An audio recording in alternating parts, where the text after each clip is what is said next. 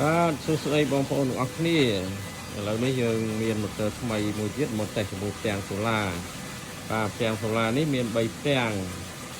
បាទ3ផ្ទាំង600វ៉ាត់ឥឡូវនេះជា controller របស់ម៉ូទ័រ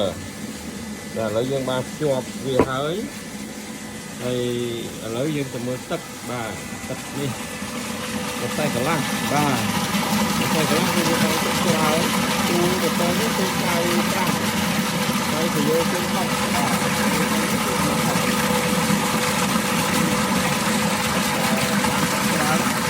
ហើយដល់ទីទឹកគឺដល់ប្រមាណទឹកដែលចេញពីធ្វើមកទៅនេះគឺអត់មានមកគេហើយដែលយើងប្រយ័ត្ននឹងដូរទៅវាទៅតាមនីវ៉ូទឹកអញ្ចឹងវាអាចបានក្រោម14គីមានន័យថាបាន12គី11គី10គី9គីទៅតាមជំរឿនទៅតាមនីវ៉ូទឹកក្នុងដូងដែលវាធ្លាក់ទៅជ្រៅឬក៏ធ្លាក់រាក់បើមិនវាអត់ទៅធ្លាក់ទេនៅពេលដែលយើងកំពុងបូមហើយទឹកប្រភេទទឹករាក់ហ្នឹងបានទឹកច្រើនបាទហើយយើងប្រើសូឡាដែរដោយសារវាឲ្យជំនួយយើងបូមគឺយើងទឹកបាទយើងរត់ហើយយើងប្រើសូឡា3ផ្ទាំងនេះសូឡានេះយើងកំពុងតែបូម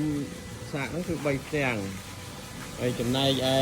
ឯនេះជា controller នេះយើងអាចប្រើភ្លើងបានទៀតបាទយើងអាចប្រើភ្លើងណាបើពេលយប់យើងចង់បូមចង់ប្រើភ្លើងក៏បានដែរ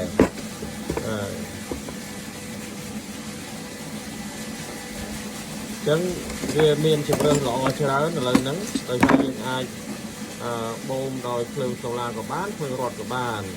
បាទអញ្ចឹងកម្លាំងម៉ូទ័រតែមួយតេស្តកន្លះទេតែបានទឹកច្រើនអញ្ចឹងបើមានតម្រូវការសូមទាក់ទងមកខាងយើងខ្ញុំបាទសូមអរគុណ